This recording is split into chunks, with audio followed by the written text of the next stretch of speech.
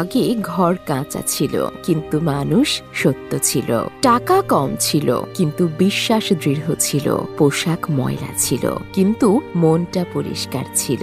মুখে হাসি ছিল, আর মনে ভ্রাতৃত্ব ছিল। আর আজ ঘর পাকা হলেও মানুষ মিথ্যাবাদী। টাকা অনেক, কিন্তু বিশ্বাস দুর্বল। মুখে হাসি থাকলেও মনে ভণ্ডামি। পোশাক পরিষ্কার পরিচ্ছন্ন, কিন্তু মন ময়লা। নাম্বার 2, কারো প্রতিশোধ নেওয়ার আনন্দ মাত্র কয়েকদিনই থাকে, কিন্তু কাউকে ক্ষমা করার আনন্দ সারা জীবন থাকে। নাম্বার 3, প্রয়োজনে সহায়তা করা আর খারাপ সময়ে তিরস্কার করা। কেউ যতই আপন হোক না কেন, প্রায়ই কষ্ট দেয়। যদি আপনি আমার কথাগুলোর সাথে একমত হন, তাহলে কমেন্টে অবশ্যই রাইট লিখুন। আর যদি আমাদের ফলো না করে থাকেন, তাহলে ফলো করুন।